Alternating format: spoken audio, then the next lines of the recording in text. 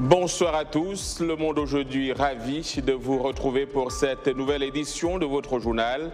On commence tout de suite par les titres.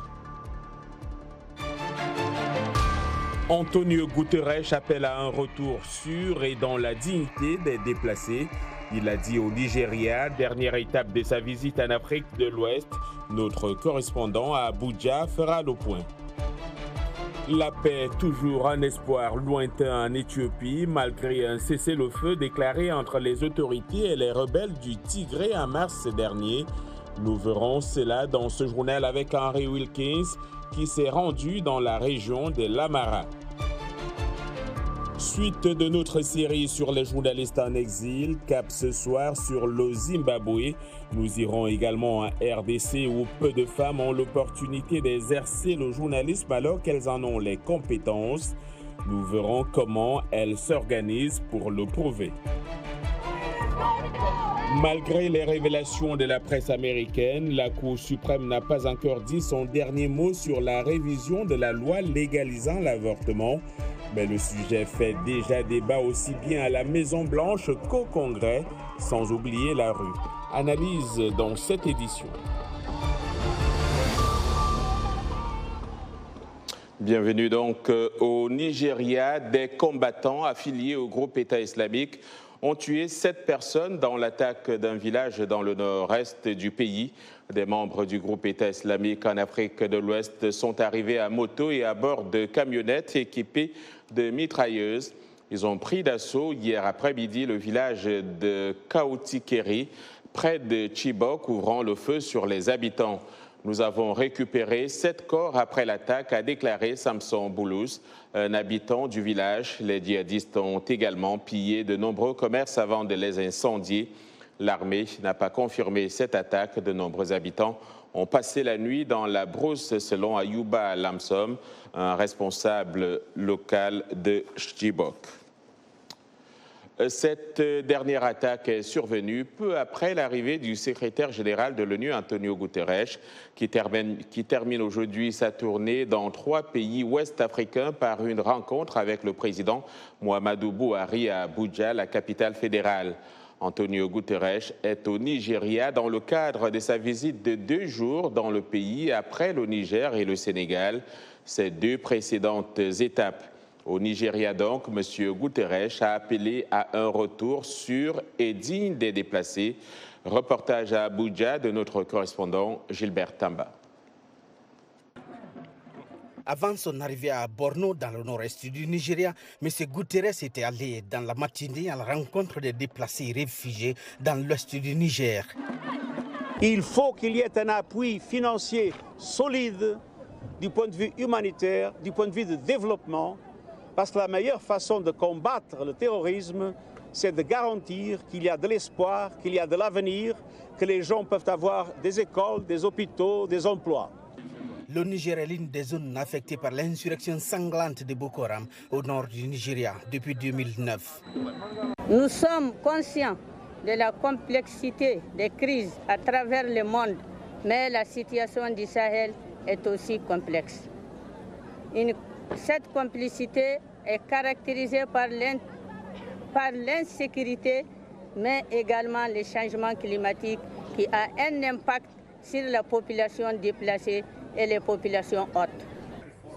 Le secrétaire général des Nations Unies, Antonio Guterres, a déposé ce matin une gerbe en l'honneur du personnel et des partenaires de l'ONU qui sont morts dans l'attentat à la bombe contre la Maison des Nations Unies à Abuja en 2011.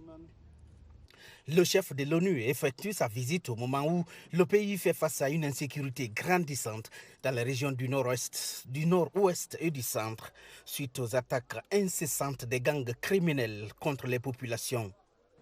Cette tournée dans 3 pays ouest-africains s'achève ce mercredi après sa rencontre avec le président nigérien Muhammadu Buhari et le vice-président Yemi Osinbajo à Abuja. Gilbert Tamba pour VOA Afrique, Abuja. Le cessez-le-feu déclaré par l'Éthiopie avec les rebelles du Tigré à mars a fait naître l'espoir d'éventuels pourparlers de paix afin de mettre fin à la question meurtrière qui a déjà duré 15 mois. Alors que certaines régions du nord de la région d'Amara ont connu un bref retour à la paix, la reprise des combats a laissé des civils désespérés dans l'attente de la fin de l'effusion de sang. C'est un reportage d'Henry Wilkins à Shewa Robit en Éthiopie, un récit de Nanit Talani. Le Premier ministre éthiopien Abiy Ahmed a annoncé un cessez-le-feu humanitaire il y a 5 semaines, mais il commence déjà à s'effilocher.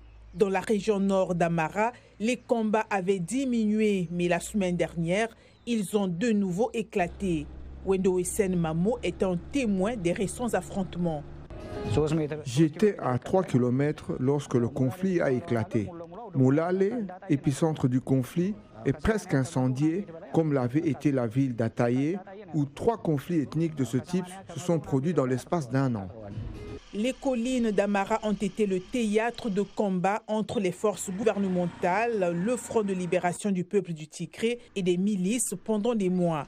Les gens ici ont vu leurs maisons détruites, leurs proches tués et leur vie bouleversée.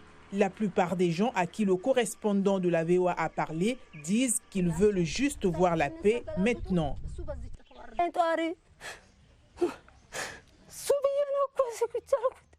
Lorsque j'ai confirmé la mort de mon enfant, je me sentais si seule. Je me sentais privée de mon avenir. J'ai pensé aussi à ces 2 enfants qui grandissent sans un père. Je déteste vivre sans lui.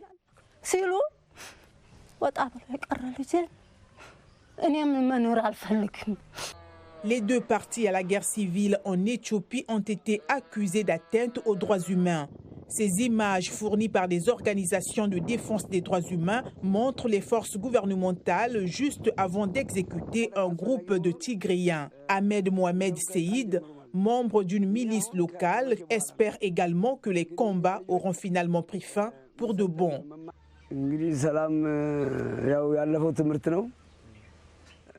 J'espère qu'un tel conflit ne se reproduira plus jamais. Toutes les parties ont appris des leçons et j'espère que chaque personne s'efforcera de promouvoir la paix. En janvier, Abiy Ahmed a annoncé un dialogue national dans le but de ramener la paix dans le pays, mais l'initiative a été critiquée pour ne pas avoir inclus de nombreuses factions engagées dans le conflit, y compris le TPLF. Autre pays, autre situation, celle des finances publiques en Centrafrique est alarmante. Et c'est le ministre des Finances et du Budget lui-même qui tire la sonnette d'alarme. La situation s'annonce très préoccupante pour la trésorerie de l'État, a affirmé Hervé Ndoba, évoquant une situation alarmante. L'avenir paraît très incertain pour les finances publiques et l'économie nationale, a-t-il poursuivi. En l'absence des financements extérieurs, l'État n'est plus en mesure d'exécuter le budget initial de manière intégrale, souligne le communiqué, qui évoque également des coupes de 40 à 60% dans le budget de certains ministères, sans donner de précision. En République démocratique du Congo, Augustin Matata Ponyo, Premier ministre et actuellement sénateur, a annoncé mardi qu'il sera candidat à l'élection présidentielle de 2023 dans son pays. Cette annonce a été faite au terme d'un congrès de son parti, LDG. Mais pour voir aboutir ses aspirations présidentielles, le sénateur de 57 ans devra d'abord se tirer des démêlés avec la justice congolaise. L'ancien Premier ministre est accusé d'avoir détourné plus de 280 millions de dollars prévus pour la construction du parc agro-industriel de Bukanga-Lonzo sous le président Kabila, des accusations qu'il rejette. Saisie, la Cour constitutionnelle de la RDC a tranché à 2 reprises en sa faveur, mais l'élu reste frappé d'une interdiction de voyage à l'étranger et privé de son immunité. Ici, aux États-Unis, le président américain Joe Biden a fustigé un projet de décision indiquant que la Cour suprême est favorable à l'annulation de l'arrêt historique de 1973, Roe contre Wade, qui a légalisé l'avortement dans tout le pays. La question devrait galvaniser les électeurs avant les élections au Congrès de novembre. Reportage de notre correspondante à la Maison-Blanche, Patsy Widakwazura, récit Claire Morin-Gibourg. Rien n'a été décidé par la Cour suprême des États-Unis, mais déjà, le président Joe Biden a qualifié le projet de radical. Cela m'inquiète beaucoup qu'après 50 ans, nous décidions qu'une femme n'a pas le droit de choisir. Cela signifierait que toute autre décision concernant la notion de vie privée est remise en question. Selon un projet de décision divulgué en premier par Politico, la Cour suprême pourrait dans quelques mois annuler Roe versus Wade, une décision qui a légalisé l'avortement pendant près de 50 ans et laissé la décision aux législateurs des États. La possibilité d'obtenir un avortement en tant que femme dans votre pays d'origine dépend entièrement de l'endroit où vous vivez. Nous estimons qu'au moment où cette décision entrera en vigueur, environ 26 à 28 États seront prêts à interdire l'avortement presque immédiatement. Les États-Unis sont l'un des quelques 65 pays qui ont légalisé ou décriminalisé l'avortement. Les défenseurs des droits affirment que l'accès aux soins de santé reproductive, y compris l'avortement, est essentiel pour que les femmes participent pleinement à la société. Si l'arrêt Roe contre Wade est annulé, plus de 36 millions de femmes pourraient être touchées. Cela affectera de manière disproportionnée les femmes pauvres. Les femmes qui ont des ressources trouveront un moyen de monter dans un avion pour aller ailleurs. Ce sont les femmes pauvres qui porteront le poids de cette cruauté. Annuler la protection juridique de l'avortement est un objectif de longue date pour les conservateurs. Mais les dirigeants républicains dénoncent la fuite du processus de délibération très secret des juges de la Cour suprême. Maintenant, nous avons au sein du tribunal lui-même quelqu'un d'autre menaçant l'indépendance du tribunal. La fuite de ce document a galvanisé les pro- et anti-avortement et devrait motiver les électeurs lors des élections de mi-mandat de novembre. Il n'y a rien dans la Constitution qui devrait autoriser le meurtre d'enfants à naître au nez. Si Roe contre Wade est annulé, je pense que beaucoup de femmes mourront. Les sondages d'opinion montrent qu'une majorité d'Américains est favorable à ce que les avortements soient légaux dans la plupart ou dans tous les cas. Et pour une analyse de cette actualité, retrouvons tout de suite via Skype, ici même à Washington DC, René Lec. Il est journaliste et analyste politique. René Lec, bonsoir. Bonsoir, John. Avant d'analyser en profondeur ce sujet, quelle est la dimension historique de cette loi sur l'avortement qui, si les choses se confirment, pourrait donc être abrogée? Oui, écoutez, la dimension historique, elle est énorme. Cela fait un demi-siècle que toute femme qui se lève dans ce pays sait qu'elle a le droit et qu'elle est libre de procéder à un avortement pour X raisons tout à fait personnelles, tout comme également si elle a été violée ou agressée sexuellement et que ça a créé une grossesse. Donc, il y a 1001 raisons individuelles pour qu'une femme fasse un tel choix. Et donc, ça fait 50 ans, John, que ce droit lui est accordé.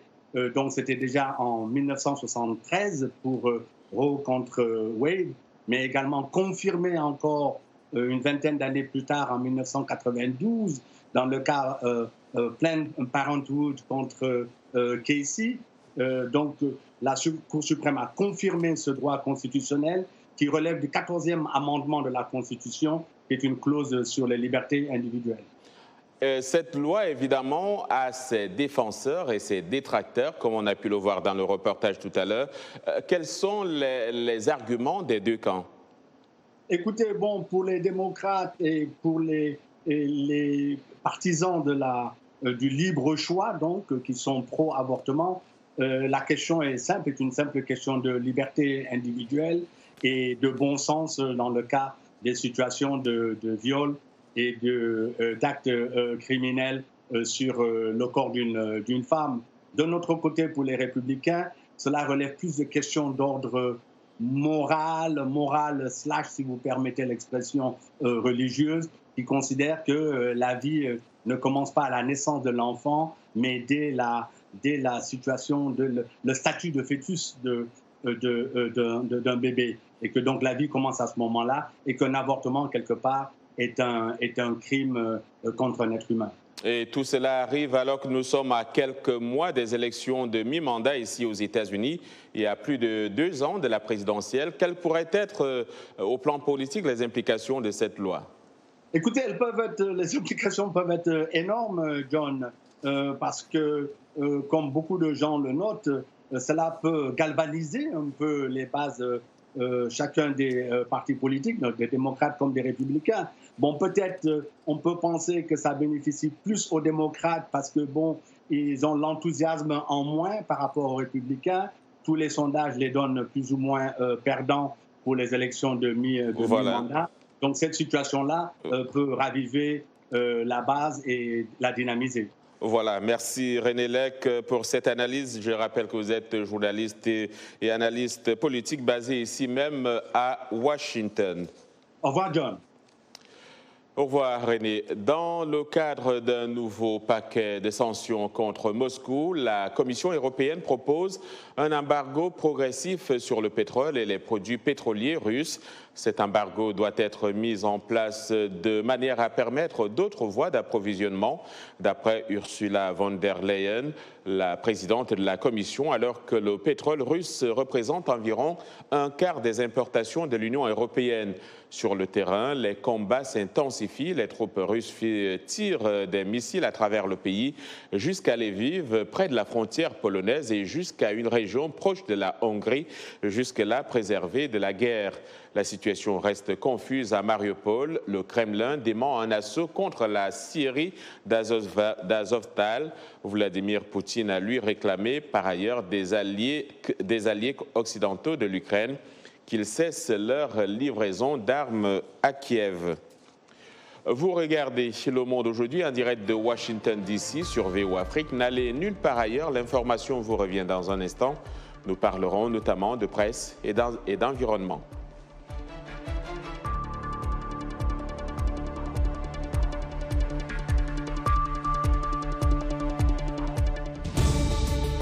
Washington Forum, le rendez-vous hebdomadaire de VOA Afrique à ne pas manquer.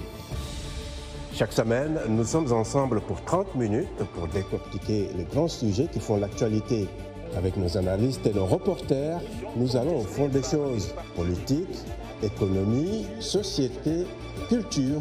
Nous posons le débat et nos analystes sont là pour apporter l'éclairage.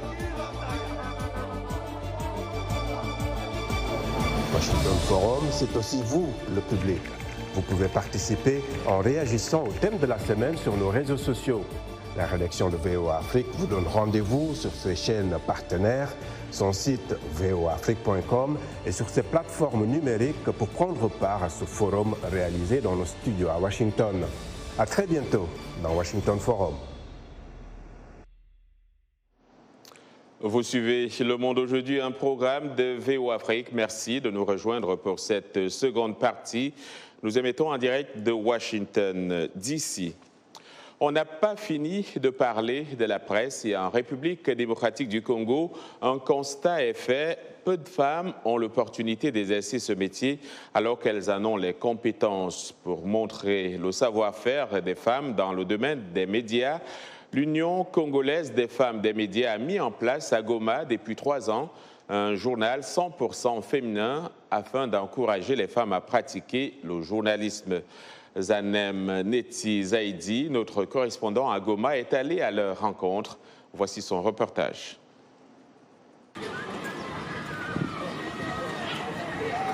Ce sont les portes du bureau de l'Union congolaise des femmes des médias, ICOFEM. Ce bureau abrite également une salle de rédaction où ces jeunes femmes qui terminent à la faculté des sciences de l'information et de la communication viennent pratiquer le métier de journaliste en rédigeant des articles d'actualité et en enregistrant des émissions sur la vie quotidienne à Goma.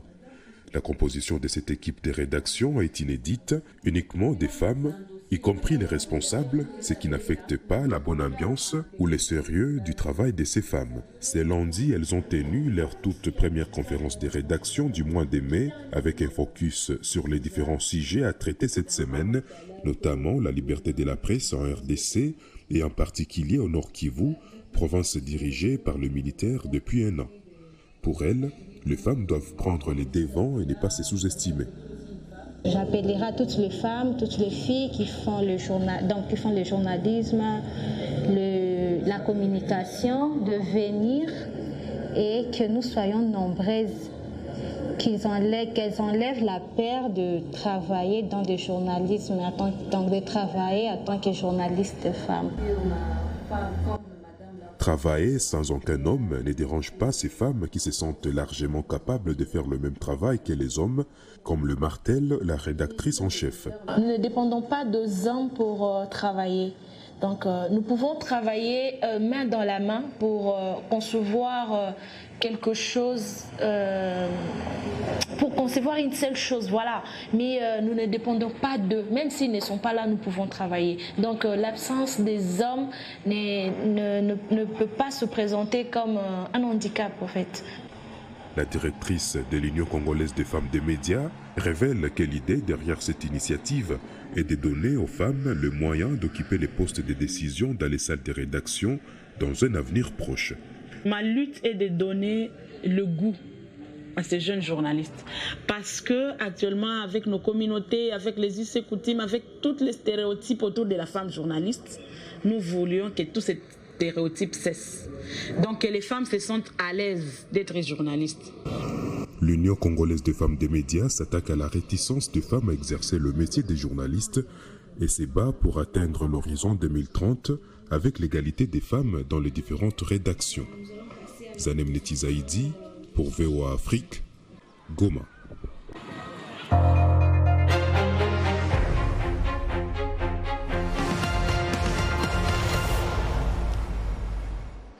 Des femmes capables de travailler comme journalistes, mais des femmes journalistes parfois aussi menacées dans l'exercice de leurs fonctions.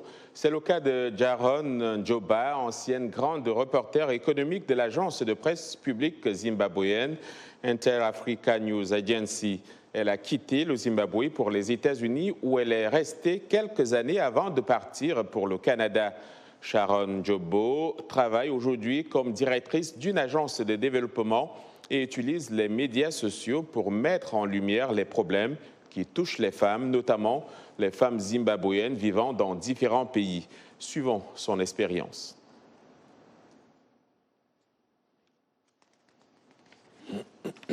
L'un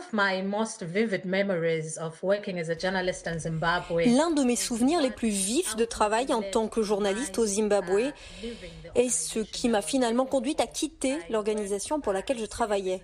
Je me souviens que j'ai travaillé comme journaliste économique principale et qu'une partie de mes responsabilités consistait à effectuer des visites d'État avec son Excellence, à l'époque Robert Mugabe.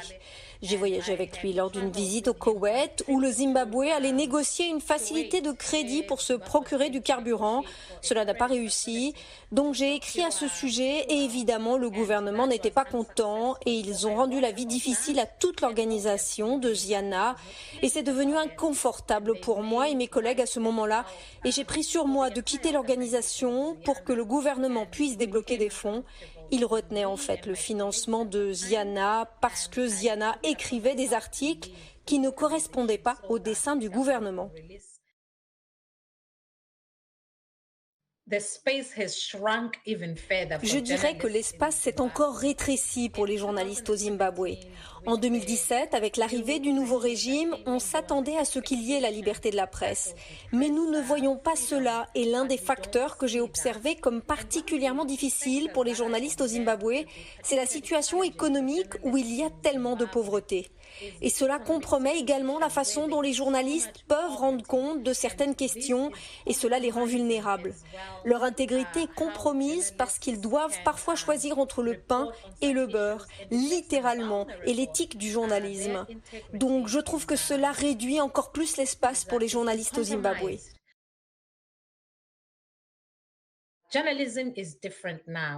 Le journalisme est différent maintenant et je suis très présente sur les réseaux sociaux.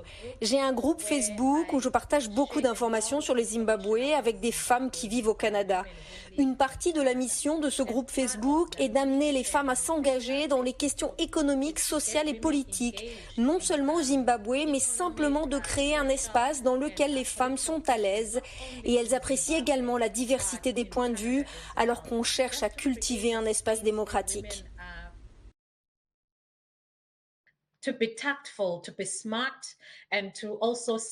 Mon conseil aux journalistes est de faire preuve de tact, d'être intelligent, de voir également comment ils utilisent les médias sociaux et de ne pas dépendre entièrement des journaux, de la radio et des médias grand public comme celui-là.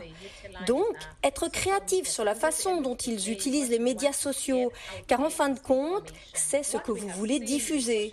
Ce que nous avons vu avec les médias sociaux, c'est que vous ne pouvez pas supprimer la voix du peuple. Ce qui pourra aider le gouvernement, c'est d'être aussi véridique, aussi précis et aussi rapide que possible. Car nous constatons à maintes reprises que les gens finiront par connaître la vérité et que le gouvernement pourra également utiliser efficacement les médias sociaux, travailler efficacement avec les journalistes pour communiquer son programme.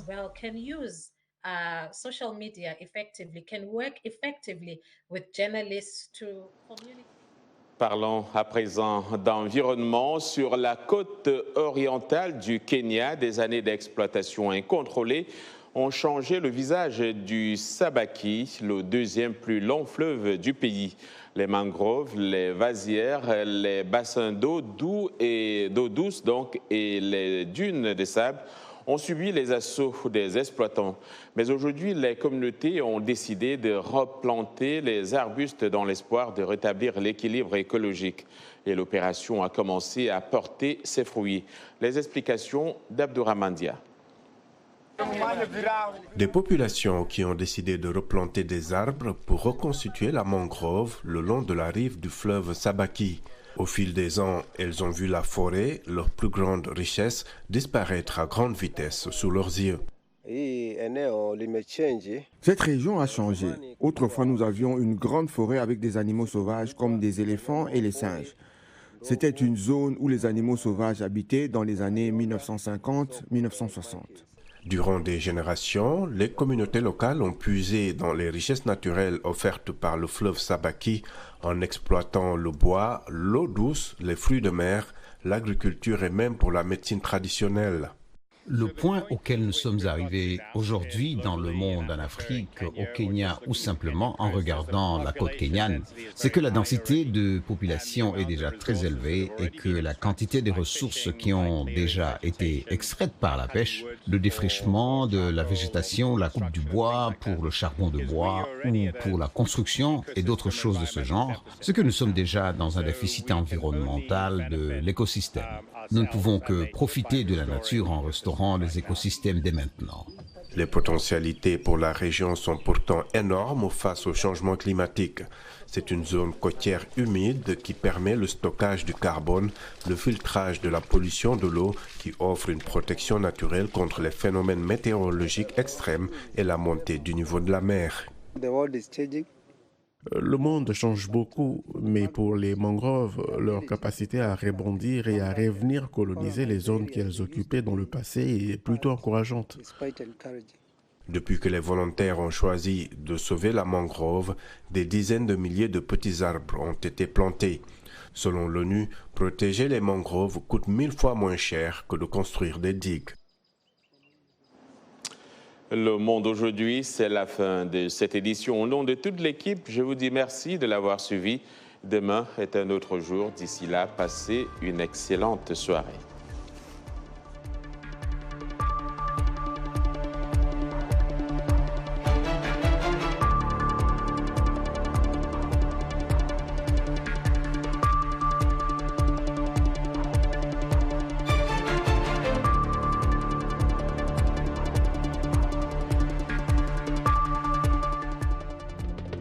La saison 2 de la Basketball Africa League est là. Après une saison inaugurale historique, 12 champions nationaux de tout le continent sont prêts à concourir pour la saison 2022. Du 5 mars au 28 mai, branchez-vous et suivez la balle sur la voie de l'Amérique. 54 pays, 12 équipes, un continent, mais un seul champion.